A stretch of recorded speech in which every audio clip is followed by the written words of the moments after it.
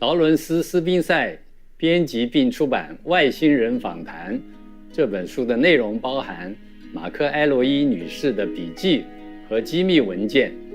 马克·埃罗伊女士曾经是美国女子空军部队医务组的护士。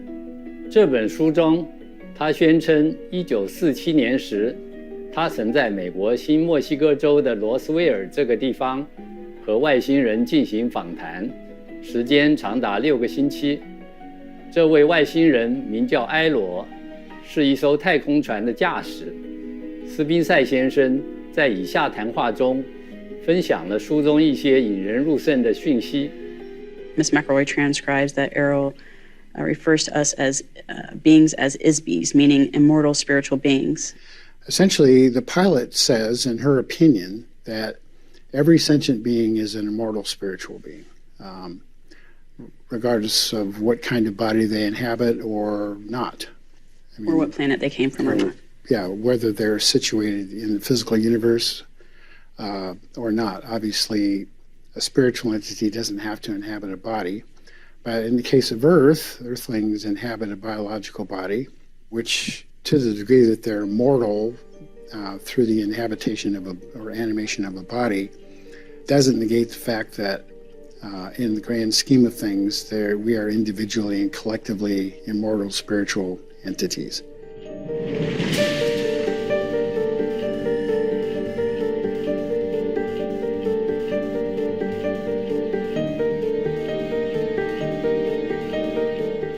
埃罗指出，我们的银河系在数百万年前曾被残酷、集权而独裁的旧帝国统治。这个帝国残暴的统治者指定地球在旧帝国中扮演特别的角色。大约1000年前，有一股慈悲的新统治力量，也就是埃罗所属的统领地，派遣3000士兵的远征部队来到地球，才意外发现地球的角色。It was discovered accidentally by this domain installation of about 3,000 officers and other personnel of the domain that Earth has been being used as a prison planet for who knows how long time. Certainly hundreds of thousands of years, but more recently and more actively since about 30,000 years ago, I think she says. But at that time, they weren't aware that there were military establishments of the old empire in this solar system. So they were attacked, and the Himalaya base was destroyed, and the domain beings who were part of that force in the Himalayas were captured as spiritual entities and taken off and reinterred or incarcerated in the Earth prison planet system. So consequently, the domain sent several other follow-up missions to the area to try to recover those people, those personnel,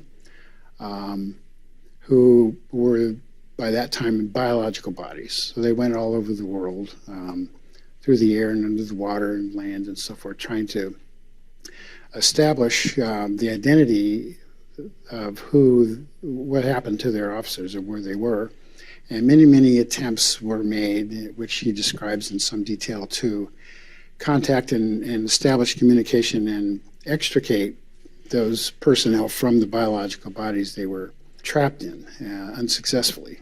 Apparently, according to the pilot, they discovered over a period of time that this planet and the surrounding area, it's not just the planet itself, it's apparently the surrounding area is set up with electronic force screens or something like that, some mechanism that identifies the frequency, the spiritual frequency of each individual being, sort of like your cell phone could identify you by GPS no matter where you are on the planet. There's a unique frequency signature that identifies the location of that phone. Similarly, each individual being emanates a frequency themselves energetically. It's very unique and identifiable to each individual, and it really doesn't have anything to do with the body so much. It has to do with the being themselves. So essentially what she says they discovered over a period of time was that this prison system, however it works, no one really knows for sure, but apparently it's set up using very, very sophisticated technology by the old empire to keep everybody behind this kind of electronic fence or something. And part of that is the wipeout of the memory of the spiritual being before they are brought to Earth as a spiritual entity and put into a biological body, so that they don't remember where they're from or who they are or how they got here or anything about their previous existence. The pilot says that they use billions of volts of electricity to erase the memory of an immortal being, which immortality itself suggests the idea that you've existed forever and will continue to exist forever. So to wipe out that much memory that thoroughly is probably no small feat. So the biological body, according to what the pilot says, is part of that prison system. 埃罗揭露的讯息真是令人惊奇不已。我们要花一点时间去感受天堂的爱。敬请锁定无上师电视台。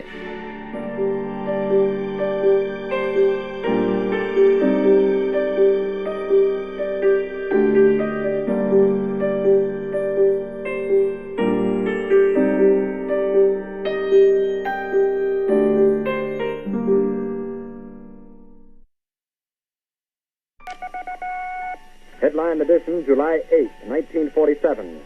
The Army Air Forces has announced that a flying disc has been found and is now in the possession of the Army.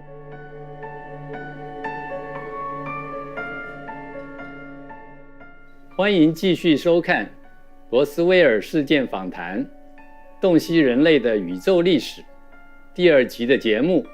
我们继续访问劳伦斯·斯宾塞先生，在他编辑出版的《外星人访谈》这本书中，外星人埃罗叙述了自己的身体和地球上的物质身体是怎么产生的。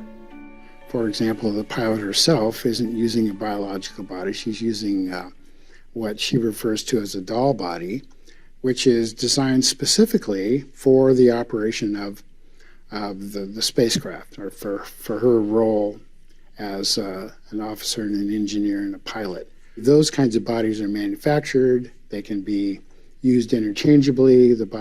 Some of the bodies have different purposes depending on the role that the person plays, and they can attach tools to them or whatever they want. Not exactly like robots, much more sophisticated than that, but same idea.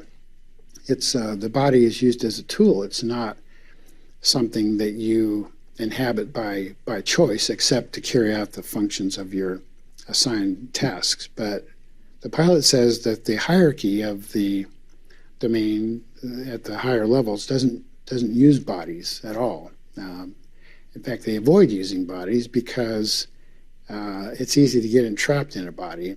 But the biological bodies, on the other hand, have been designed over a very, very long period of time, specifically as a way of enslaving or entrapping various beings throughout the universe for a very, very, very long time, trillions of years, she says, specifically for that purpose, to kind of keep a segment of the population enslaved and located and identifiable for whatever purposes. One of the most interesting things to me is her description of the character of the population of the Isbies on Earth, which she says she refers to as untouchables, which is obviously a term that's been used in an English translation of a term used in India for a long time, which essentially is anyone who's undesirable, unwanted, an outcast, a low caste, someone to be avoided. So the beings inhabiting biological bodies, in the opinion of the old empire government, or the secret society, essentially what she refers to as the Brotherhood of the Serpent, were, for whatever reason, interested in getting rid of people from their population. Either they're psychopaths, they're perverts, they're criminals, or they're the other end of the spectrum. They're too creative, they're geniuses whose genius and inventiveness is no longer needed in a civilization that's been around for billions and billions of years, wherein everything is already invented. As with any totalitarian government, it has its own definition of what's desirable and what's not, and its own codes. So the people on Earth, for a wide variety of reasons, were sent to Earth to just get rid of them permanently, forever. When you're sent to Earth as a prison, doesn't necessarily indicate that you're a bad person or that you've done anything wrong, or you're just undesirable in the context of that civilization and their judgment. Part of the prison system mechanism is not just amnesia, but this planet itself was chosen because of the very volatile nature of the planet. Volcanoes, tsunamis, hurricanes, polar shifts, the continents are crashing into each other continually. So it's kind of, this planet is kind of a cement mixer of natural elements which make a long-term civilization really not possible. You just can't build a house and expect it's going to be there 10,000 years from now, much less 100,000 or a million years from now, because it's going to be gone. It's going to be under an ocean, or one day it's under the ocean, and 100,000 years later it's at the top of the Himalayas.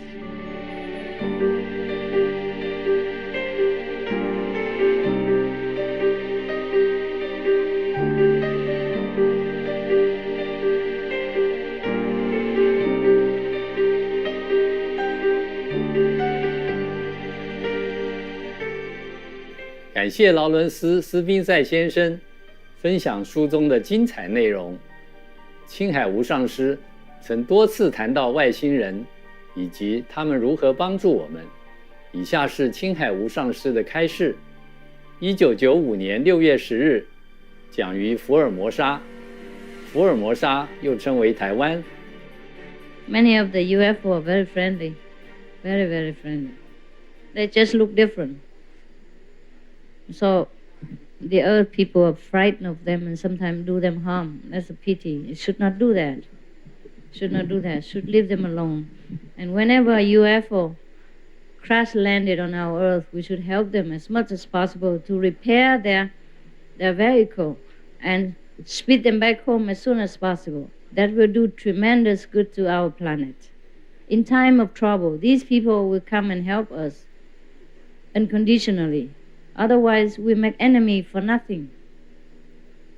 They are our friends. They're watching the planet just like we have to watch the mountain for landslide, or we have to watch some troubled water somewhere in order to prevent disaster. They're not intending to harm us. Those harmful ones are not from the intelligent life. Those harmful ones are from devils, from Satan. It's different force altogether.